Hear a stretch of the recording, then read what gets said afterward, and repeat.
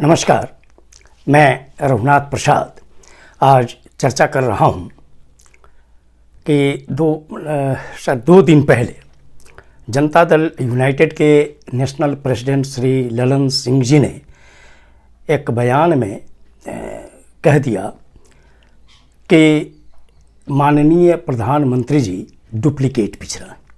निश्चित तौर पर इसकी प्रतिक्रिया आनी थी, इसीलिए बिहार बीजेपी के कद्दावर नेता श्री सुशील कुमार मोदी जी सहित कई नेताओं ने कई प्रतिक्रिया व्यक्त की। एक भारतीय नागरिक के रूप में मैं ये कहना चाहूँगा कि राजनीति में चाहे कोई भी नेता हो, किसी भी दल के नेता हो, उन्हें भाषाई मर्यादा निश्चित तौर पर बनाए रखना चाहिए। कोई भी नकारात्मक टिप्पणी से बचना चाहिए। लेकिन मैं ये कहना चाहूँगा कि सभी नेताओं को जो आज कठोर प्रतिक्रिया भी व्यक्त कर रहे हैं, उन्हें यह दिल पर हाथ रखकर सोचना चाहिए कि विगत कुछ वर्षों में जो भाषाई मर्यादाएं टूट रही हैं, समाज में जो दूरियां बढ़ रही हैं, विभिन्न राजनीतिक दलों में जो आपसी रिश्ते बहुत ही कटु हो गए हैं, इसके लिए कौन कौन लोग वास्तव में जिम्मेवार हैं और क्या यह अपने भारतीय लोकतंत्र के लिए अच्छी बात है और क्या यह अपने देश के जो वसुधैव कुटुंबकम की नीति है, क्या उसके लिए उचित है। मैं समझता हूँ कि इस पर सभी दलों को सोचना चाहिए और जो लोग आज गंभीर प्रतिक्रिया व्यक्त कर रहे हैं उन्हें भी सोचना चाहिए। प्रतिक्रिया में उन लोगों ने कहा कि श्री ललन सिंह, चूँकि माननीय प्रधानमंत्री जी अति पिछड़ा हैं, इसलिए उनके लिए अशोभनीय शब्द का प्रयोग किया गया। इसका मतलब कि श्री ललन सिंह जी अति पिछड़ा विरोधी हैं। साथ ही उन्होंने यह भी कहा कि जो फर्जी समाजवादी लोग हैं वे लोग भी अति पिछड़ा विरोधी हैं। मैं श्री सुशील कुमार मोदी जी सहित सारे नेताओं को ये कहना चाहूँगा कि बिहार की जनता आज से नहीं, बहुत पहले से यह जानती रही है कि कौन लोग अनुसूचित जाति, अनुसूचित जनजाति, अत्यंत पिछड़ा वर्ग, अल्पसंख्यक और महिलाओं के लिए संघर्ष करते रहे हैं शुरू से, देश की आज़ादी के बाद से ही। इसीलिए किसी को पर आरोप लगाने के पहले कई बार सोचना चाहिए। मैं यह भी पूरे तौर मुझे लगता है कि मैंने जो सर्च किया तो गुजरात में जो पिछड़ा वर्ग की सूची है वो शायद एक ही सूची है अन्य पिछड़ा वर्ग की, और श्री ललन सिंह जी ने अपनी स्थिति स्पष्ट की है कि गुजरात में माननीय प्रधानमंत्री जी की जो जाति है मूल सूची में वो पिछड़ा वर्ग में नहीं थी। जब ये मुख्यमंत्री जी के पद पर आसीन हुए थे तब इनकी जाति पिछड़ा वर्ग में शामिल हुई थी। फिर भी डुप्लीकेट शब्द का यूज किया जाना मुझे नहीं लगता कि उचित है। लेकिन श्री सुशील कुमार मोदी जी सहित बीजेपी के वैसे सभी नेताओं से मैं अनुरोध करता हूँ कि आप प्रत्यक्षदर्शी हैं, गवाह हैं कि बिहार विधानसभा ने दो बार सर्वसम्मत प्रस्ताव पारित किया है कि जननायक कर्पूरी ठाकुर जी को भारत रत्न से अलंकृत किया जाना चाहिए। यही नहीं, इस वर्ष बिहार विधानसभा में एक विशेष कार्यक्रम था जिसमें माननीय प्रधानमंत्री जी भी आए थे, माननीय मुख्यमंत्री जी उपस्थित थे और उस वक्त अभी के डिप्टी सीएम श्री तेजस्वी प्रसाद यादव जी नेता प्रतिपक्ष थे। उन्होंने उस मंच पर भी इस मांग को दोहराया था।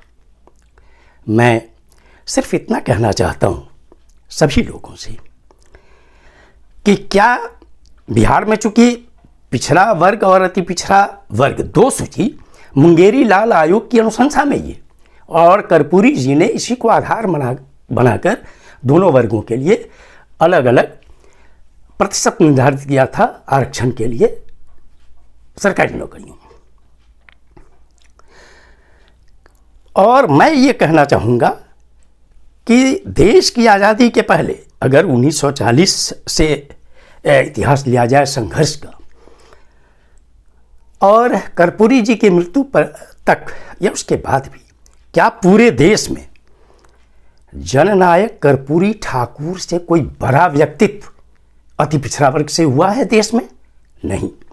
और कर्पूरी जी की महानता के लिए हमें यह देखना पड़ेगा कि उन्होंने एक ऐसी जाति में जन्म लिया था, जो जाति हिंदू धर्म की जो जाति प्रथा है, जिसने समाज में किस तरह का रुख अख्तियार किया पहले या आज भी बहुत जगह घटनाएं घट रही है। क्या है, कर्पूरी जी बिहार के समस्तीपुर जिला के उस गांव से आते हैं जो गांव सामंती जाति का था। कर्पूरी जी के घर के सामने भी एक महल खड़ा है आज भी। कर्पूरी जी का घर मिट्टी और खपरेल का था। इनके माता और पिता दोनों पढ़े लिखे नहीं थे, बहुत गरीब थे। और जो नाई जाति पूरे देश में कितनी कम संख्या वाली जाति है, ये सारे लोग जानते हैं। एक गांव, दो गांव, तीन गांव, चार गांव पर दो चार घर मिल जाए वही बहुत है। उस जाति में पैदा लेने वाला व्यक्ति, जहां उस वक्त बिहार में ही नहीं पूरे देश में जातिगत भावना, ठीक है कि कांग्रेस पार्टी के नेतृत्व में, महात्मा गांधी के नेतृत्व में ये स्वतंत्रता आंदोलन चल रहा था, फिर भी समाज में बहुत विभेद था। कर्पूरी जी को माता पिता ने पढ़ाया। मैट्रिक करने के बाद वो दरभंगा के सीएम कॉलेज के विद्यार्थी हुए। और जब बापू ने आह्वान किया 1942 में आंदोलन, स्वतंत्रता आंदोलन का, तो उसमें उन्होंने अपनी पढ़ाई छोड़ दी, आंदोलन में शरीक हुए। वे जेल गए, भागलपुर में जेल में थे। मैं समझता हूँ कि शायद 2 वर्ष जेल में रहे। देश की आज़ादी के बाद भी वो कई बार जेल गए हैं और मुझे जहाँ तक लगता है कि लगभग 8 वर्षों की अवधि उनका जेल में बीता है। कर्पूरी जी उस बहुत कम संख्या वाली जाति में पैदा होने के बाद भी स्वतंत्रता आंदोलन के पहले वो कांग्रेस सोशलिस्ट पार्टी से जुड़े रहे। स्वतंत्रता के बाद वो समाजवादी पार्टी में गए, प्रजा समाजवादी के नेता रहे, संयुक्त सोशलिस्ट पार्टी के नेता और राष्ट्रीय अध्यक्ष रहे, फिर भारतीय लोक दल के भी वो राष्ट्रीय अध्यक्ष रहे। 1952 से लेकर मृत्यु पर्यंत 17 फरवरी 1988 तक वे बिहार विधानसभा के सदस्य रहे, 6 महीने की अवधि बीच में छोड़कर, जब वो 1977 में लोकसभा के सदस्य हुए। विपक्ष के नेता रहे। 10 महीने के लिए 1967 में वो उप मुख्यमंत्री रहे बिहार के समिति सरकार में, और 70-71 में 6 महीने के लिए, और 77 से 79 के बीच सिर्फ 22 महीने के लिए मुख्यमंत्री के पद पर आसीन हुए। कर्पूरी ठाकुर जीवन पर्यंत अनुसूचित जाति, अनुसूचित जनजाति, अत्यंत पिछड़े वर्ग, अल्पसंख्यक और महिलाओं के लिए संघर्षरत रहे। और जहाँ भी कोई जुल्म होता था वंचितों पर, गरीबों पर, डाउन ट्रोडन पर, वो सबसे पहले पहुँचने वाले होते थे। उन्होंने जीवन अपमान सहा, लेकिन उसके बावजूद भी वो कभी डिगे नहीं। उनके कुछ काम निश्चित तौर पर बिहार ही नहीं पूरे देश के लिए मार्गदर्शक काम हैं। 1967 में जब वो उप मुख्यमंत्री हुए तो उन्होंने हिंदी में काम करने का आदेश दिया पूरे राज्य में सरकारी काम में।